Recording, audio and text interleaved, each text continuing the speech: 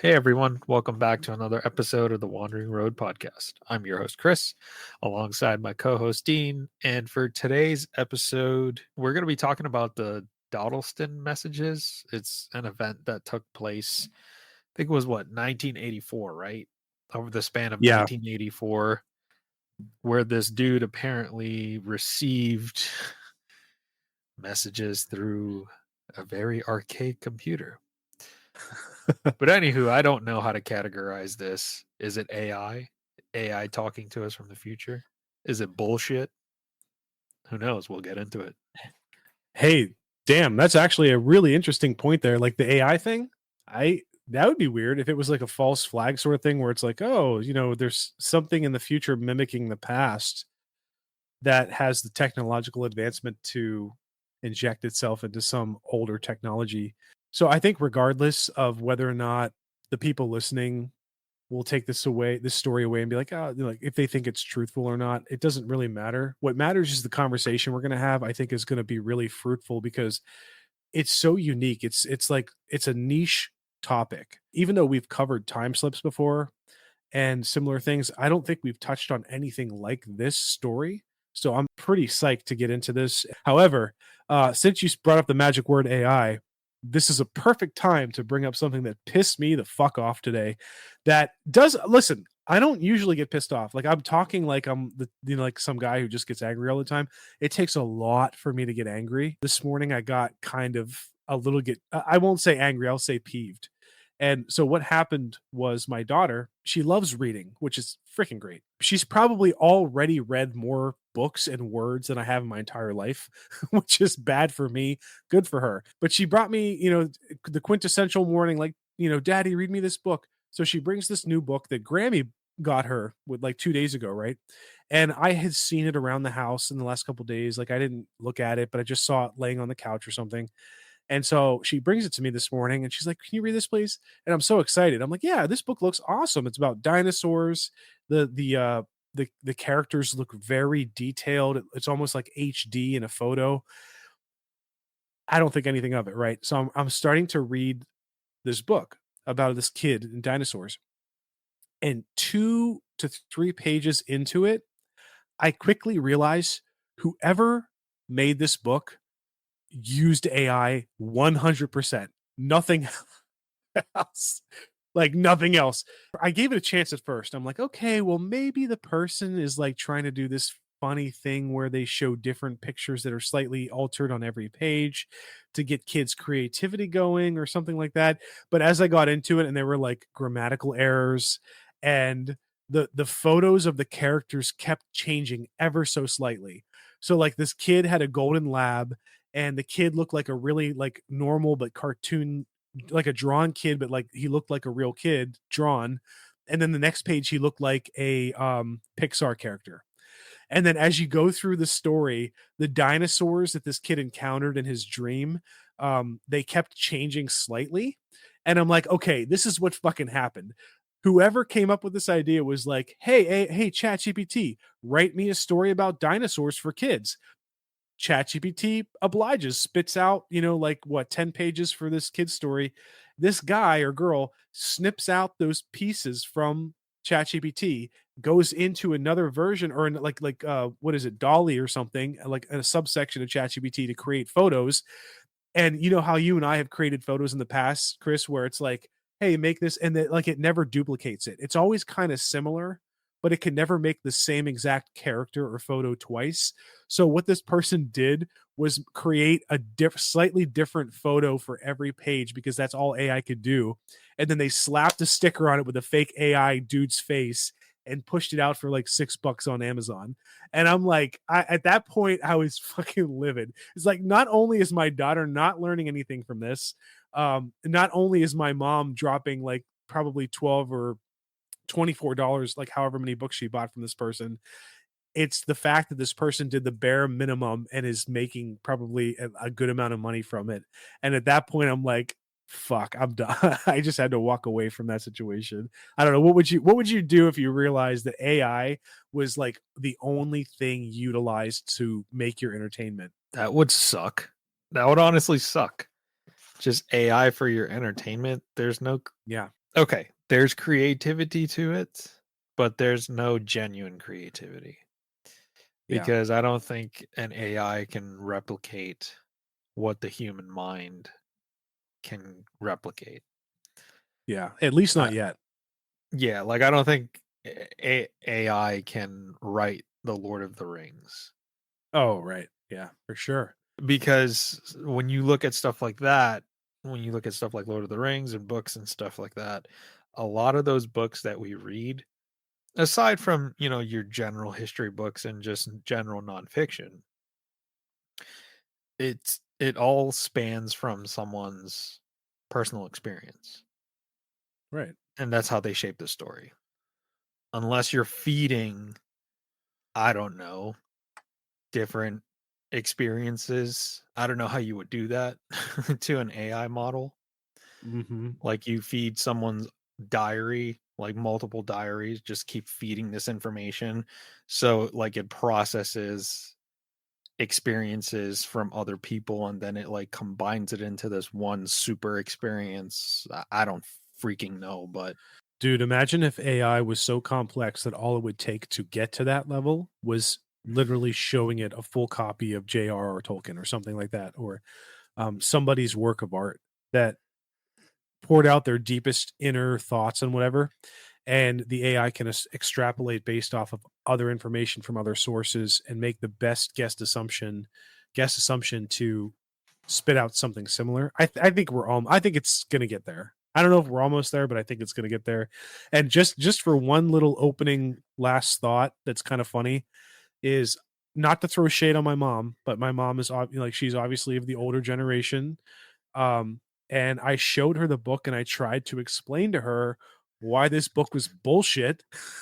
And I was like, and I was asking her, I was like, and I wasn't being, I swear to God, I wasn't being a douchebag, but I was just genuinely asking, like, does the photo or does the drawing of this boy look like the same character as this boy?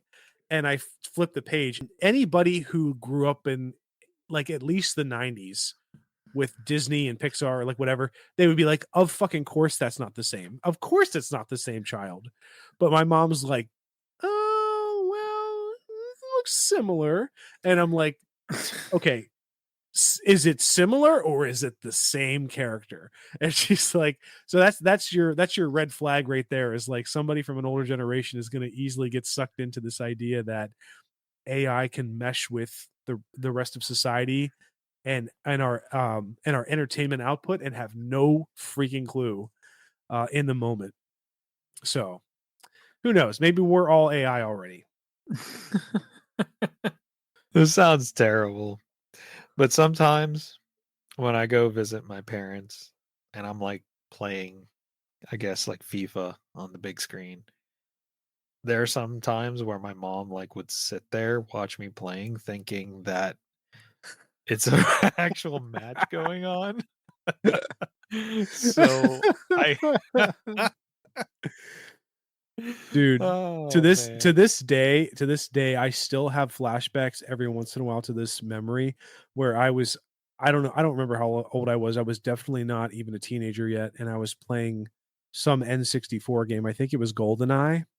And Yeah. for those of you who are too young to know, is an old N64 was an old gaming platform, and I'll never forget. My dad was sitting behind me watching me play GoldenEye or something, and I remember him turning to my grandfather, and he's like, "There's no way these games could get more realistic." He's like, "These games are so realistic." He's like, "We're not going to be able to tell the difference." And looking back on, like at the time as a kid, I'm like, "Yeah, I could see that. Like this is pretty awesome. Like it's realistic in the sense that it's three dimensional and there's like arms, legs, and a head."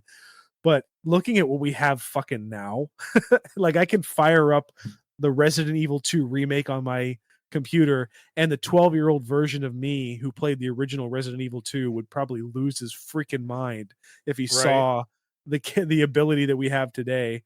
And it's just going to get crazier. Yeah. No, I agree. It's the same for me.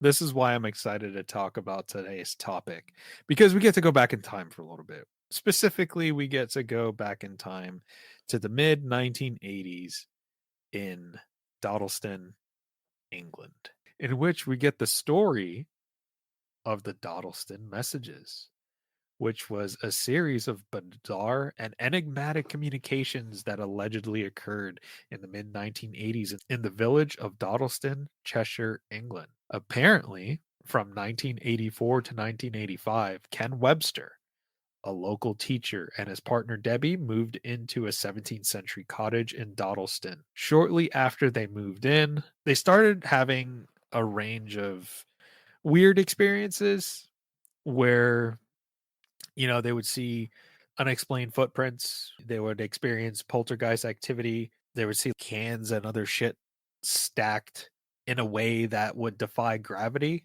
The most complex part of the story is that Ken borrowed a BBC microcomputer from the school where he was teaching at the time, and they started finding weird messages stored on the floppy disk written in archaic English. So when I say archaic English, you're talking about maybe like I guess like I don't know, Middle English or something of that Yeah. sort, or Mhm. the English that you would probably see in like the 1500s. Let's put it that way. So for anyone who doesn't know much about the evolution of English, I randomly took a course in college just because I needed to fill the freaking credit. There was this class called, I think it was called the Evolution of English. I don't remember, but we started in Old English and we moved up to Middle and then like more modern variations, and we did like we did research into like how one word becomes another, and we got to experience like reading text in older English and stuff like that, and it was fascinating. Like it's something you just don't, I think most people just don't think about the evolution of language, but that's a critical part of this story, and I think it definitely peppers on some interesting aspects because you're talking about somebody who's presumably from an age where Middle English is close enough at that evolution to modern English. If you're doing Old English, you're not going to understand a fucking word. That's what makes this story kind of interesting, is because the dude who is presumably getting these messages in his cottage in 1984, he can actually understand somewhat what the person who is writing to him from what was it, like the 1400s or something like that.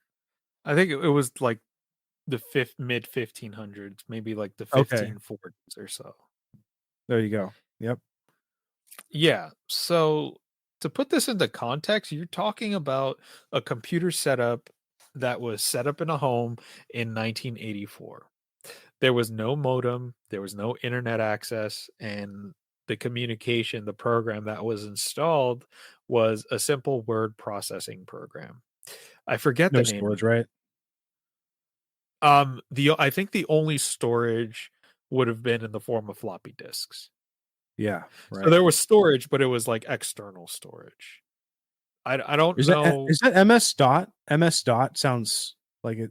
What was MS Dot Was it again? Wasn't that the original? DOS? No, no, no, no. It wasn't DOS. It was so I actually looked up the program yesterday when I was continuing research on this topic, and it was like the predecessor to Microsoft Word. Okay, we're gonna do a live lookup of Word or Boston. I should have fucking written it down. Edward.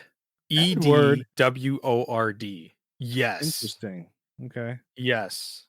Yes. The word processing software, Edward, which was running on the BBC Micro. To put it into context, this thing has no internet access that we understand of today.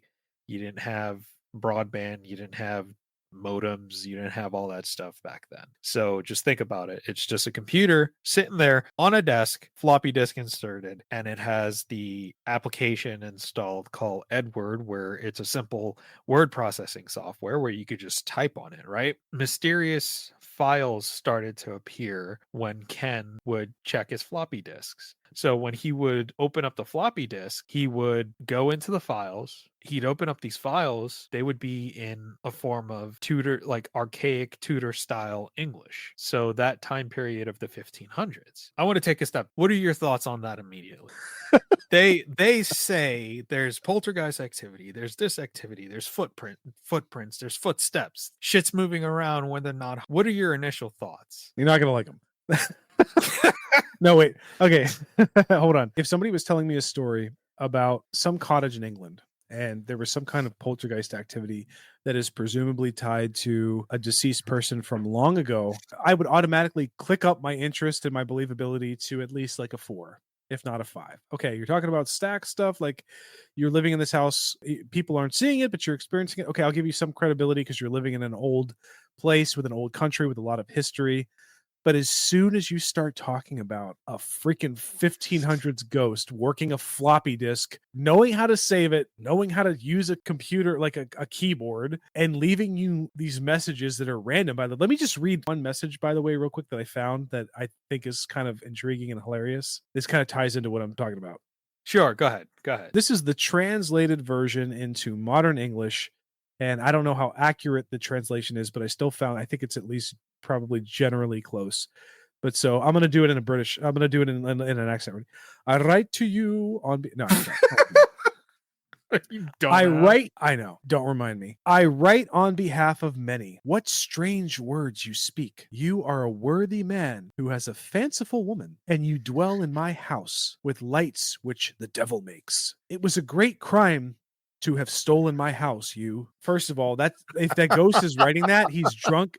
If the ghost is writing that, he's drunk as fuck, because only a drunk person would have that cohesiveness of flow. Like, it's so formal, and then it's like, oh, you speak strange words. Your wife is fucking hot. How dare you make devil lights in my house and steal it? So, like, I can see you writing something that's fucking yeah, stupid. I wrote it. Yeah. I tapped into the past. I'm playing a prank on this guy. I knew we were going to do this podcast today, but seriously, man, like, okay, I know we're being really, really just stupid and funny right now, or trying to be funny, but like, seriously, I wish the guy just stopped at poltergeist stacking stuff, because that would have been a more interesting story to me than a ghost who could work a Macintosh or whatever in the 1980s. Right. With that said, let me flip it back to you. I could be completely wrong. But yeah, yes. Was it a ghost? Right. Or was it a case of some sort of time dilation, time slip event? Because when the messages come from a man that claims to be a Lucas Wainwright, he claimed to have lived in the 1540s during the reign of Henry VIII. The individual seemed to believe that Ken and Debbie were spirits or demons. There was great confusion between the parties, because they were like, what the hell? This guy in the 1500s, he's like, I'm fucking hearing footsteps. I'm hearing this shit. I'm hearing that shit. And I'm sure on their side, they're like, what the fuck? There's like poltergeist activity. Did we like buy a haunted cottage? Like, what the hell is going on? So with the appearance of these messages, Ken then responds. And then they end up starting a dialogue in which they start to learn about each other's respective times. The more Ken writes, the more the messages would have directly appear on the computer. Again, I will emphasize, it was not connected to any network or phone line. Yeah. And what makes it even more interesting is that the communications had period accurate Middle English, like you just portrayed that example, sometimes written in a rhyming verse. Like this dude was spitting bars at them. Maybe he was trying to hit on the guy's wife or something. Damn, thou start fine. Apparently, Lucas Wainwright, later identified as Thomas Harden, ended up asking them a lot of questions about the 20th century, and Ken began asking questions about the 16th century.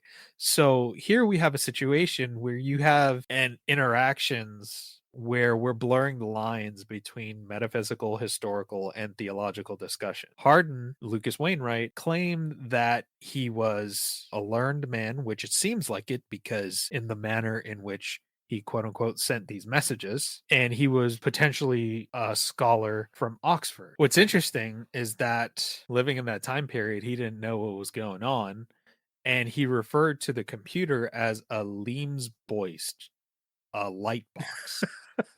I guess that's Oh, the okay. old English word of or the Middle English word of saying light box. Mhm. You know, it's pretty cool about the whole language that was used. Linguist Peter Trinder authenticated the structure and vocabulary of the language of the messages that were sent supposedly by Lucas slash Thomas from the 1500s, suggesting that it would be really, really difficult to fake that language without specialized knowledge. So if it was somebody pranking them, how the fuck Okay. you had to be really dedicated and have a great understanding of Tudor era words Mhm. to pull this off because the linguistic accuracy is something that people really pay attention to because at the Sure. time there was no known dictionaries that had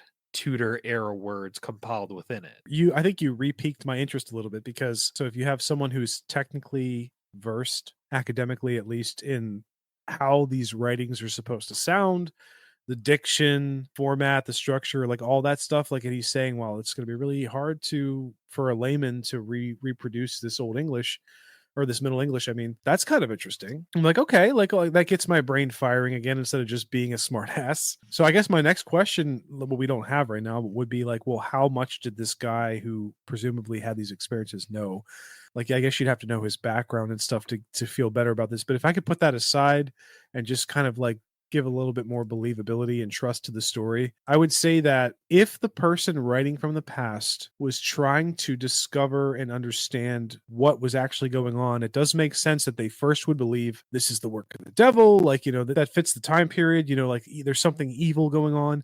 But then as correspondence is happening between the past and the then present in 1984, it seems like the dude from the past kind of opens up a little bit. He kind of levels the bubble in terms of, like, okay, maybe this isn't so evil. Like maybe this really is somebody from another time or another place that I want to understand and learn about. I don't know how inquisitive people were back then, but you said like, he was presumably an Oxford man, so he probably would have been very well versed and curious, inquisitive, and whatnot. So like that's just where my brain goes next. It's kind of like a okay, man, but like that's I don't know that like where do you want to take the story now? Like what do you think about those comments? There wasn't just the past element to it. We're forgetting one thing. There were messages that come from the future as well that Right. identify themselves as 2109. I guess that is a reference to coming from the future, a future entity. So I'll quickly say with this topic, it happens over a short span of time. I know I mentioned 2109, but before I jump into 2109, I think what I want to articulate is that when we continue with the story, Lucas slash Thomas, there were a couple instances where they were sending messages back and forth, and Lucas thought they were demons, thought they were ghosts, thought they were witches. And at one point, I watched a BBC documentary a few days ago about this. I believe I sent it to you earlier last week too, in which Lucas actually fears for his life because he's afraid that he's going to be accused of witchcraft. So there is an incident where he actually gets arrested. Ken and his girlfriend or his wife did was they wrote a message on the computer to the sheriff basically saying that if the sheriff does not let Lucas go, they're going to conjure all of these witchcraft and demons and all that stuff. And what's crazy is that the message that they receive after that is that he was let go. So he was let go.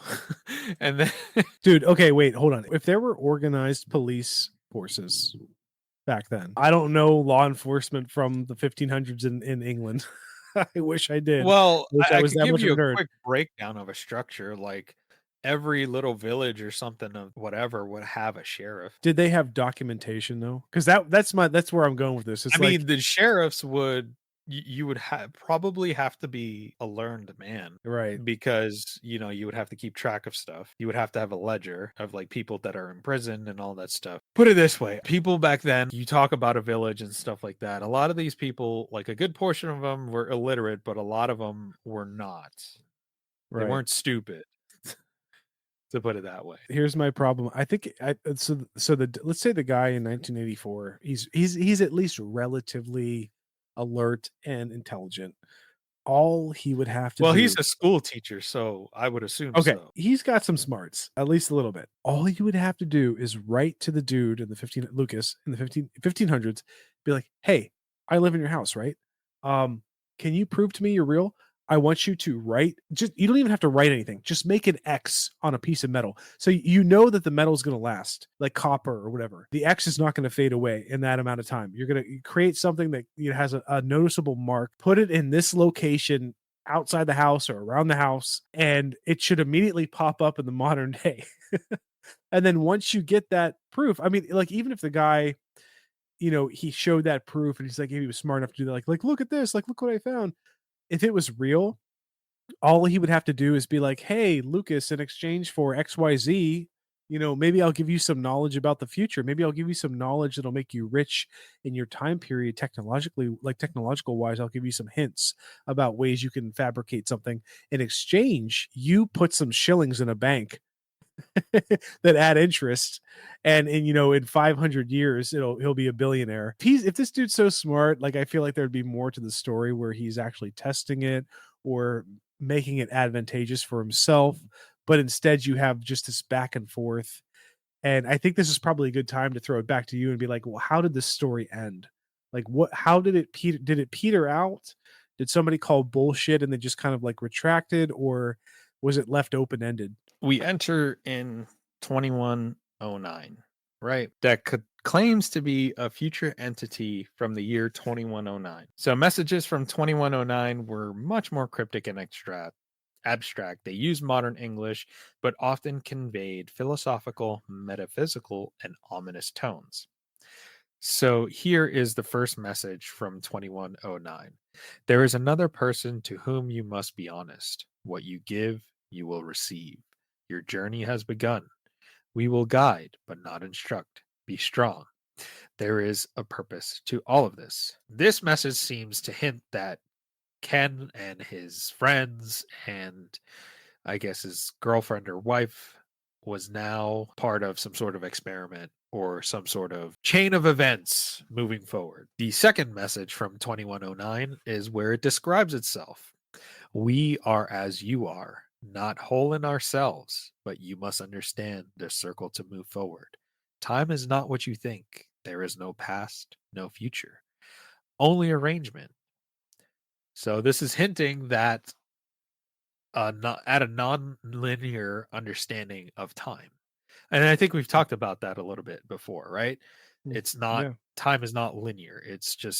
It's all happening at the same all in one go. 2109's other messages, we see you do not believe. This is why your path is blocked. You must not speak to others of this or it will change what must be. And now we have the shit show of today because this guy talked about it.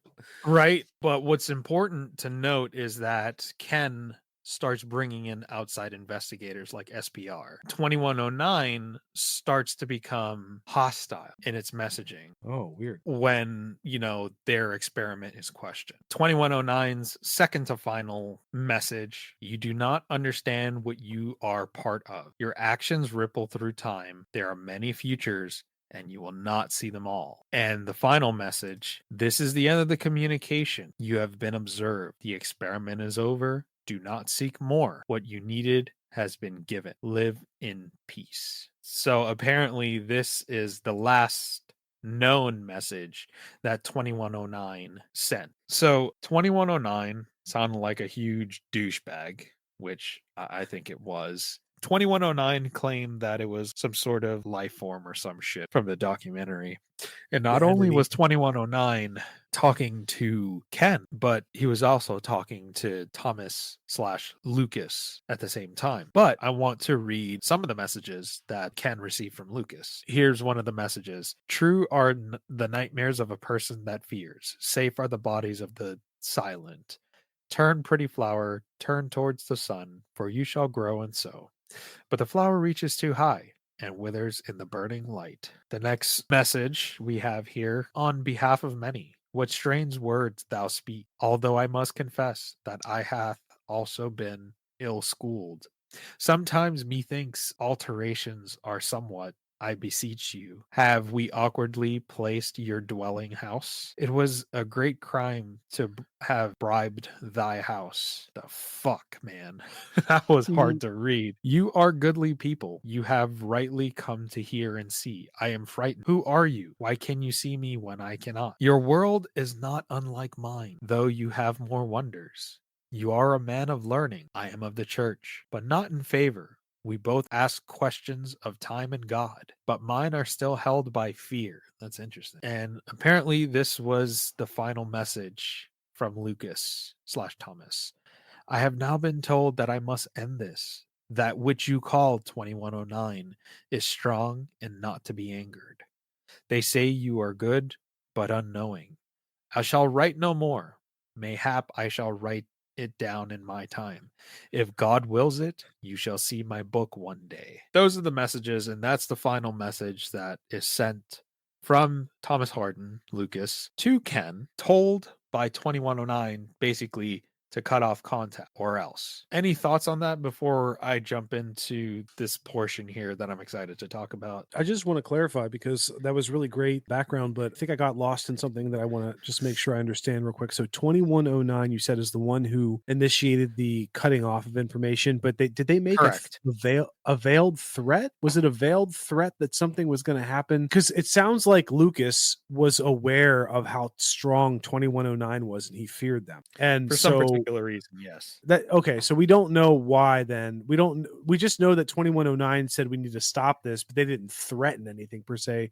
They just said they probably could like hinted like things aren't going to go so well if you keep doing this. Implying that some force other than 2109 itself would have a negative outcome or affect a negative outcome. So that's interesting. Correct. Yes. So that's what it seems like. It seems like 2109 is just a massive bully in this entire thing. And 2109 is claiming that this is some sort of process that all parties have to follow. You need to stop asking questions. You need to stop investigating. You need to stop doing this. You're going to ruin everything. You're intelligent, but you're not intelligent enough. You don't understand what you're doing, type of thing. It's basically just reprimanding them for, I guess, being curious. Now, what I want to jump into here is the outside investigations that took place on this, Dodleston message phenomenon, we shall call it, right?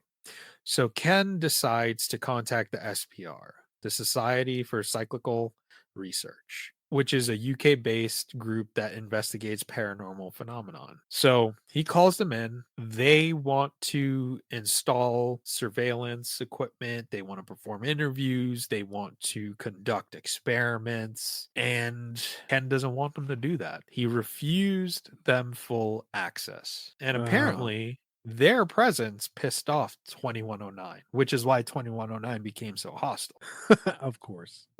Right? Ken was fearing that they were trying to debunk him instead of staying neutral. That's got to be a red flag, no? That's got to be a major red flag. We should have started with that. This whole episode, we could have just not done.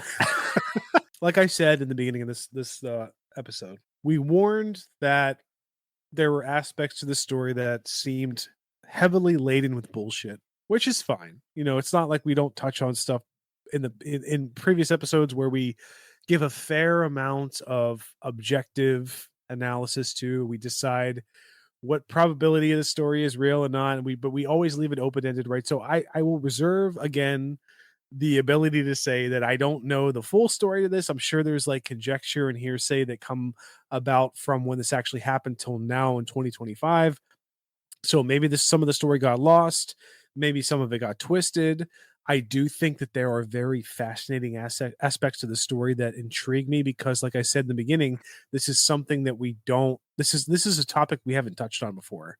There's a little bit of like time slip in there peppered in that we've touched on, but for the most part, when we're talking about what was that romantic comedy or that not comedy, that romantic movie, was it The Boathouse or something like that, where like some hunk in the past wrote a letter and put it in the mailbox, and like the beautiful woman in the future like read it or vice versa. So like there's some aspect to the story where it's intriguing because like that sort of idea is not well known in the paranormal, or like well talked about in the paranormal realm of topical subjects, but it does pique my interest in the sense that it opens up a whole dovetail of other possible scenarios and other stories. Like I actually did some research into other similar stories, and maybe we'll touch on these in the future, but there's like Dataraya message case in India in the 1970s. There's the skull experiment in the mid 90s.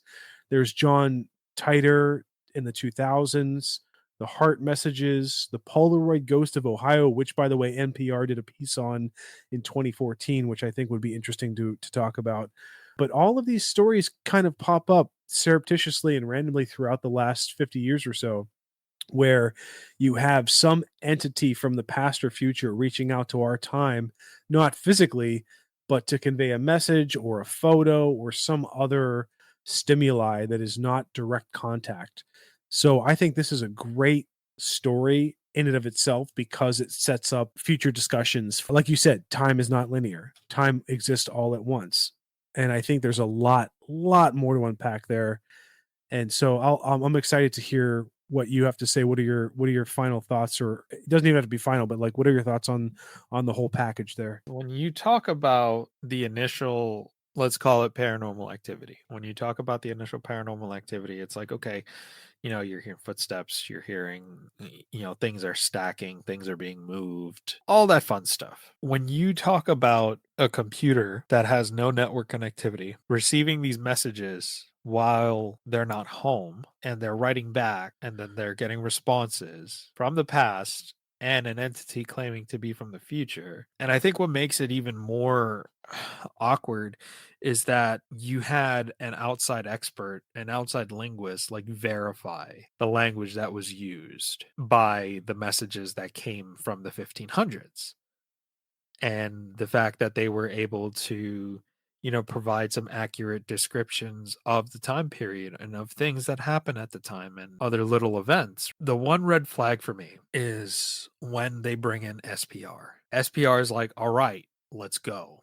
Let's set up surveillance. Let's see what the fuck is going on. Let's make sure this is legitimate. Let's make sure we can figure out what's going on. So maybe we could potentially help you. But then Ken is like, I don't want to do that. I think you guys are too focused on debunking. Well, part of research is to debunk. If this was not being fake and you think you believe Ken and you think he was being honest, why was giving them full access such a problem? 100%.